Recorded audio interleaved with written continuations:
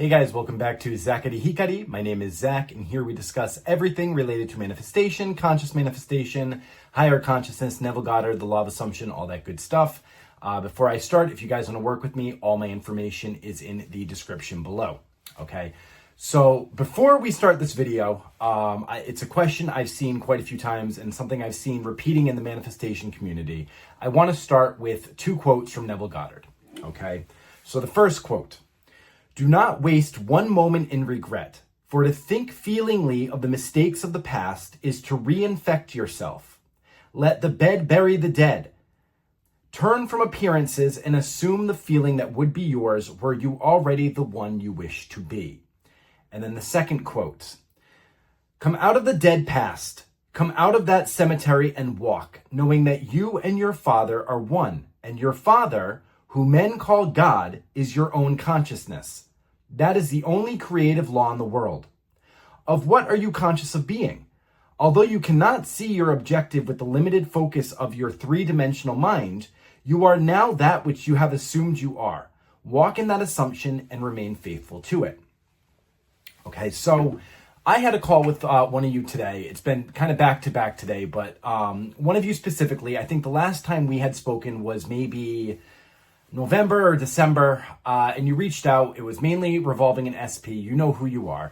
And you kind of said, "Zach, listen, I need a little bit of guidance here, because the SP, I've done what you kind of guided me to do.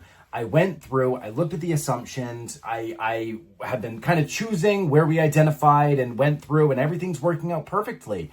The SP showing up exactly as I want him to. He is reaching out. He's making plans. He's being more affectionate. He's putting all the focus on me.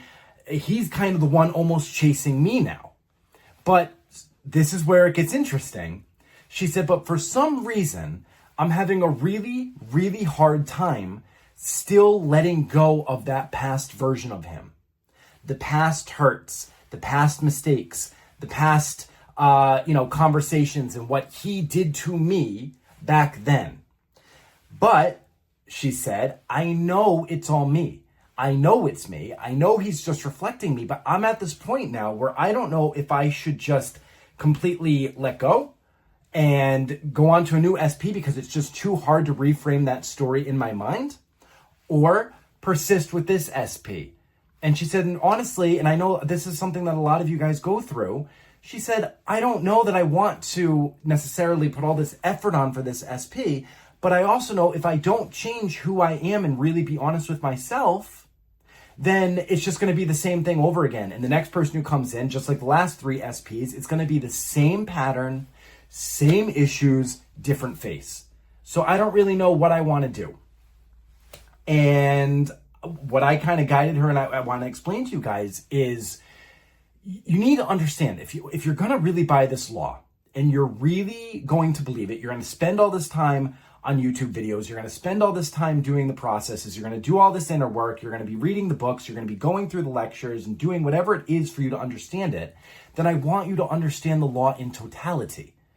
Okay? You can't cherry pick the law of consciousness, the law of being. You can't say, okay, I'm going to believe in this part of it for this one specific thing, but for everything else, fuck it, has nothing to do with it. I'm just going to let my mind go on cruise control and just pray for the best and keep driving myself into the same wall over and over and over again, and just, hope that it figures itself out over time. Like, that doesn't even make sense. Okay? Here's the thing. If you understand that time is not linear, that the moment of now is the only moment that exists, and you have the power in every moment of now, a billion times per second, to choose again who you are being, then you also understand that you exist in all pasts, all presents, and all futures. It's really the past, the past present, and the past future, because creation is finished. All realities already exist. So the reality that you had your 3D focus on, that you experienced in the 3D, okay, that you had that one physical experience of reality through your focused assumptions, is just one out of infinite realities that you can choose from any moment. So when Neville talks about revision, I know that he talks about changing or going through and revising one of those previous experiences, or choosing one experience and then remembering it differently. But what I'm saying is, you allow all of those experiences to exist because you can't change one movie that you're on. All movies already exist. You can't change them. You let it exist because it has the right to exist, because creation's finished. Every possibility exists. Every version of you exists, but you just continually choose again.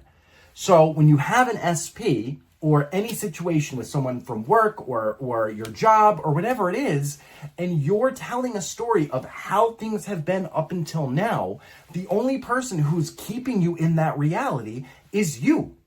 Because what is a memory? It's a mental image that you create in your mind.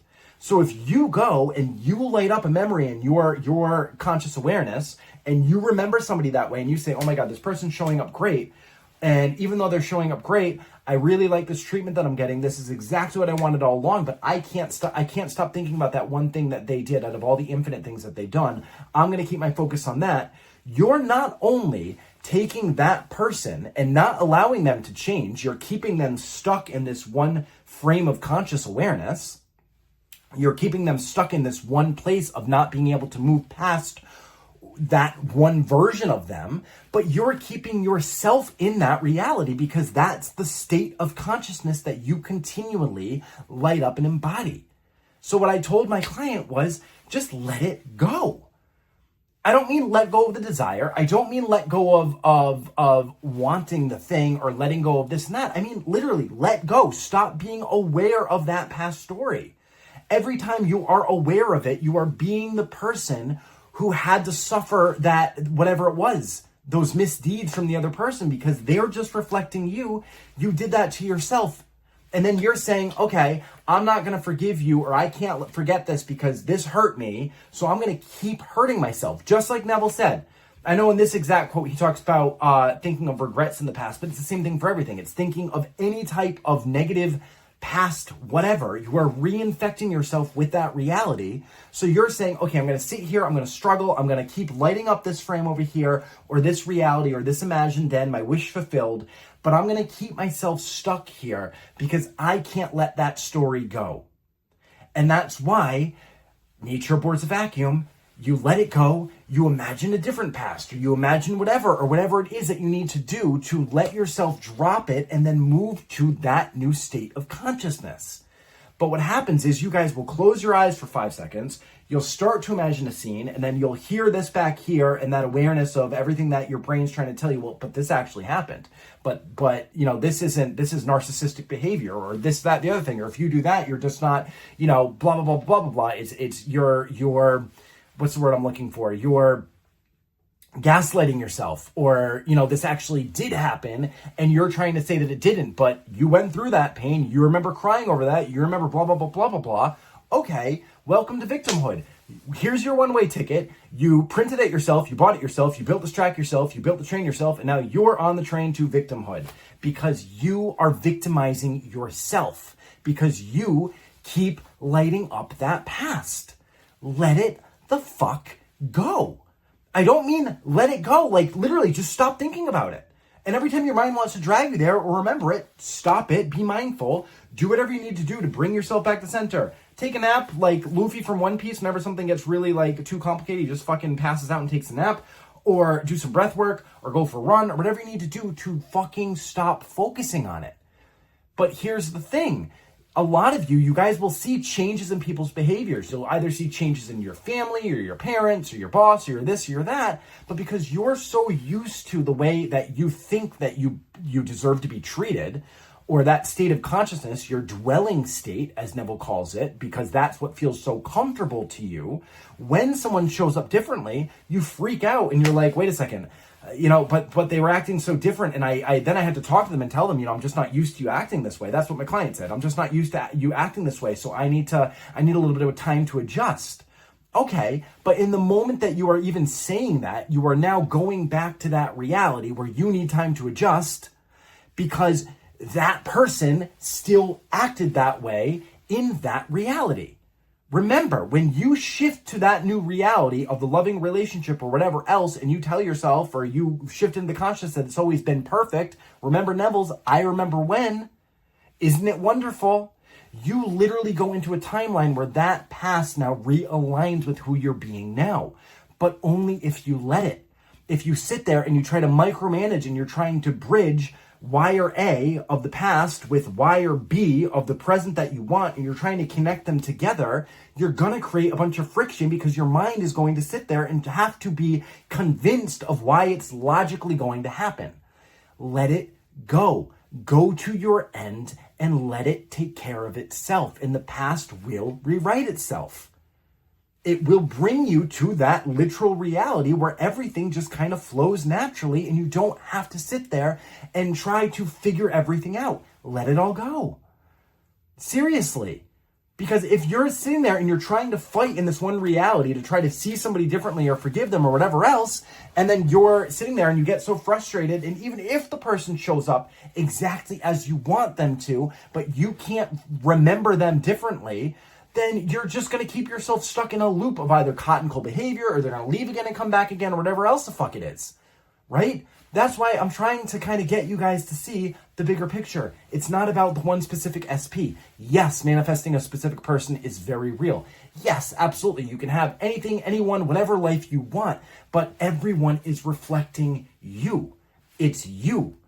And as I always say, if you are aware of who you're being or what the story is that you're telling, or that invisible awareness back here that's operating and calling all the shots of everything in your life, just like my client, the SP is going to come back exactly as you want them to, but you're either not going to be able to accept it, you're not going to know how to handle it, you're going to still blame them or hold them to these past, whatever it is that you think that they caused to you, and you're going to keep yourself stuck in a loop again.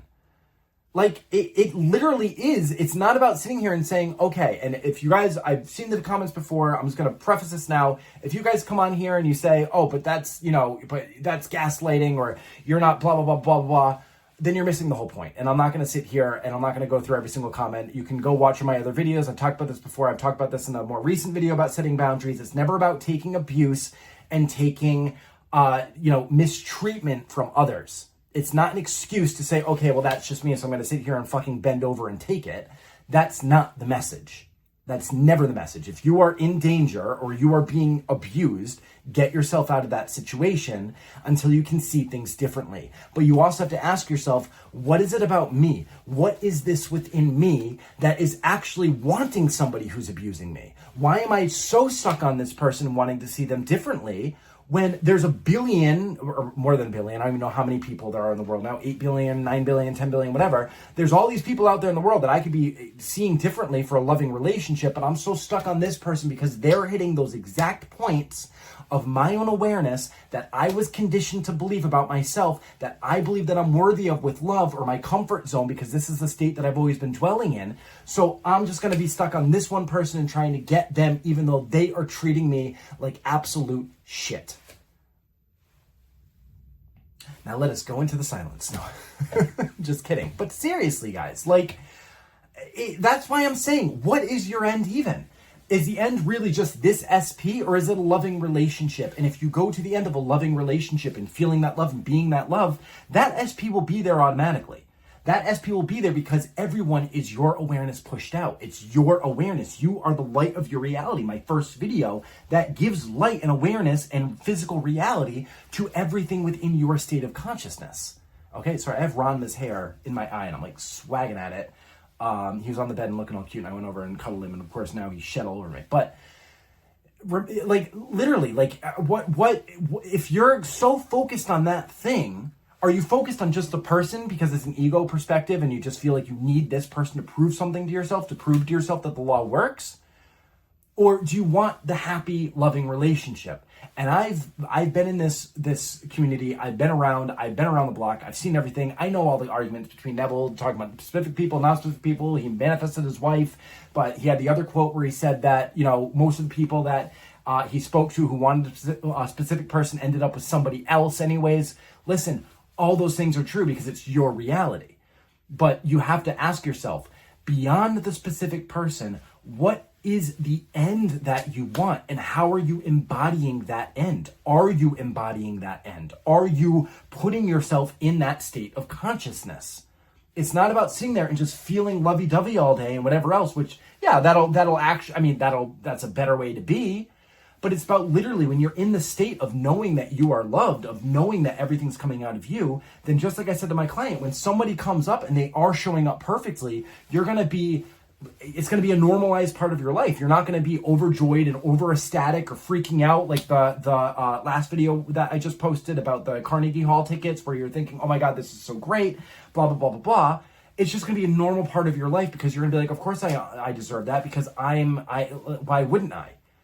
That's who I am now. That's who I'm choosing to be. And when your mind, those subconscious thoughts of your old dwelling state, tries to pull you away from that, you stop it and you redirect it to who you're being now. Always, without exception. It's you. It's all you. Life is happening through you and as you. There is no out there. It is all you.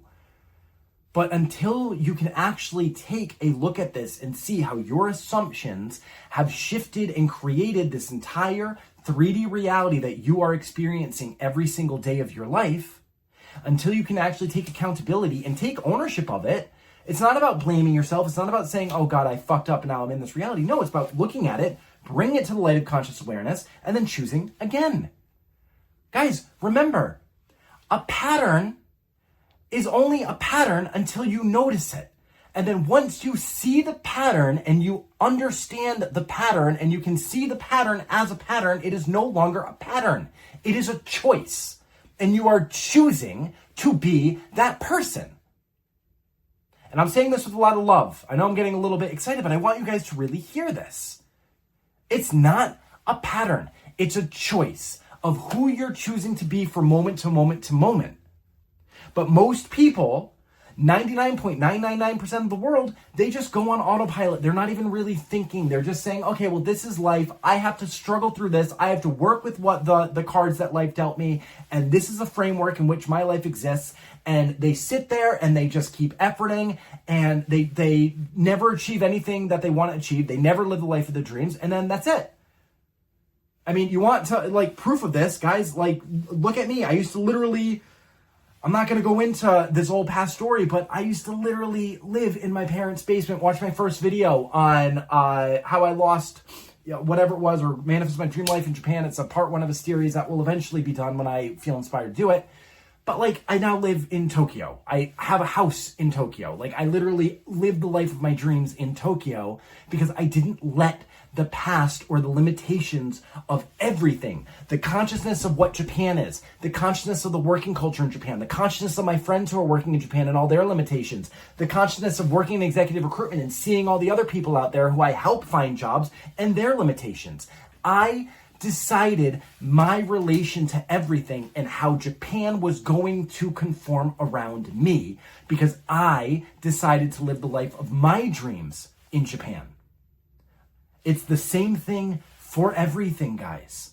But if you're keeping yourself stuck in a past because you keep reimagining it, you're literally keeping yourself in a boxed framework of limitations, and you're trying to rationalize something that your higher self, who you really are, that power that you are, doesn't need to rationalize. It will find the ways. And that's what we call miracles, when these things just kind of work. And then afterwards, it's like, oh, well, of course that happened. Or, the logical mind will go and it'll be a logical bridge of incidents that brings you there. But when you're trying to figure out, you're thinking, oh my God, this is so hard because this is what happened. You're staying in that timeline. You're keeping yourself in that reality. You're bringing that past and you're keeping it alive here. Okay? If you guys need help with that, if you have been doing this for a long time and you have these blind spots that you're not even aware of, if you don't even know where your awareness is or why your life looks the way it is, and looking at your reality is not a big enough hint for you to figure it out, reach out. I'm happy to guide you and try to direct you and help you get to that point. Usually it only takes a couple sessions to at least identify where you are, but then from there, it's always going to be you because it's happening through you and as you. Okay? So I'm happy to help you guys with that, but I want you guys to let go of anything that happened out there, okay? Let it all go. It doesn't matter. You are the operant power. You are the center, and you are the one who is stringing all these timelines together at any point of now.